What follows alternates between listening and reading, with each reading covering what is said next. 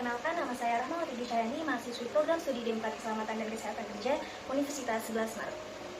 Di sini saya akan menjawab pertanyaan dari ujian komprehensif dengan uraian soal sebagai berikut. Di sini saya sebagai ahli K3 berperan membantu dokter perusahaan untuk mendiagnosa penyakit akibat kerja.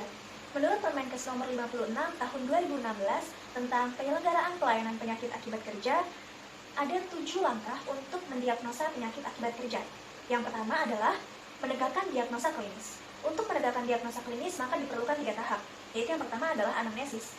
Anamnesis yaitu menanyakan keluhan kepada pasien atau pekerja tentang apa yang dirasakan atau keluhan utama apa yang dirasakan, lalu juga riwayat perjalanan penyakitnya, riwayat perjalanan penyakit keluarga, dan riwayat penyakit terdahulu. Lalu yang selanjutnya adalah pemeriksaan fisik. Pemeriksaan fisik ini adalah untuk menentukan kelainan suatu sistem atau organ tubuh dengan menggunakan 4 cara, yaitu yang pertama adalah inspeksi atau dengan melihat, lalu yang kedua adalah dengan palpasi atau meraba, yang ketiga adalah perkusi atau mengetuk, dan yang keempat adalah auskultasi atau mendengarkan melalui alat stetoskop. Selain itu dilakukan pula pemeriksaan tanda vital seperti nadi, pernafasan, tekanan darah, suhu tubuh, status gizi, dan lain-lain. Lalu jika diperlukan, maka dilakukan pemeriksaan penunjang atau dapat berupa pemeriksaan laboratorium, seperti contohnya pemeriksaan darah, pemeriksaan urin, pemeriksaan feses, atau yang lain-lain. Lalu kita masuk ke langkah yang kedua, yaitu menentukan pajanan yang dialami pekerja di tempat kerja.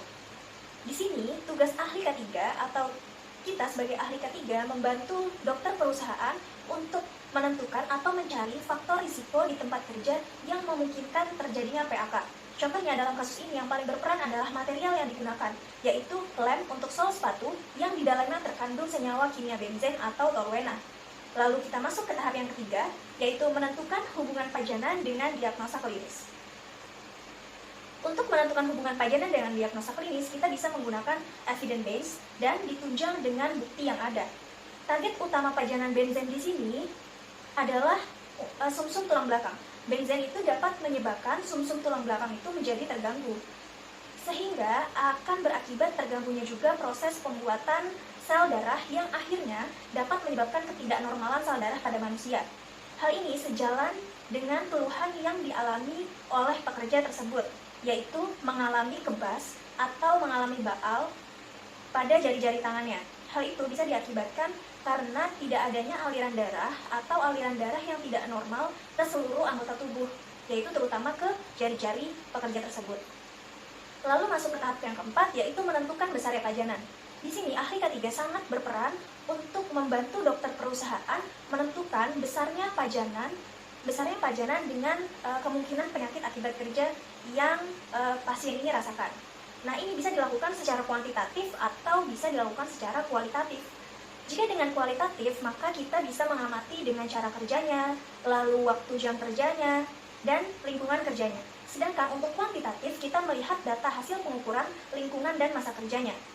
Dari uraian kasus yang dijelaskan bahwa kadar benzen ternyata yang sudah dilakukan pengukuran yaitu sebesar 1 ppm, di mana nilai ini sebenarnya sudah melebihi NAB faktor kimia benzen di tempat kerja yaitu sebesar 0,5 ppm untuk 8 jam kerja.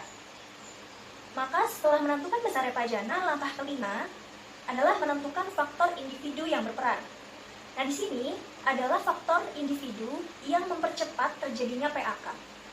Dalam kasus ini juga dijelaskan bahwa faktor individu di sini yang berperan adalah karena beliau atau karena pekerja tersebut tidak menggunakan APD, yaitu berupa masker dan sarung tangan. Lalu langkah keenam, kita menentukan pajanan di luar tempat kerja. Pajanan di luar tempat kerja ini adalah berupa faktor selain pajanan di tempat kerja yang memperparah atau mempercepat timbulnya PAK. Nah, contohnya ini adalah berupa gaya hidup yang tidak sehat. Contohnya, pekerja atau pasien itu memang jarang berolahraga, atau beliau suka makan makanan yang tidak sehat. Lalu, setelah 6 langkah tersebut, langkah terakhir yaitu dokter perusahaan atau dokter hiperkes baru bisa menentukan diagnosa PAK-nya. Apakah penyakit yang diderita oleh pekerja atau pasien ini merupakan PAK atau bukan. Sekian penjelasan dari saya, kurang lebihnya mohon maaf. Wassalamualaikum warahmatullahi wabarakatuh.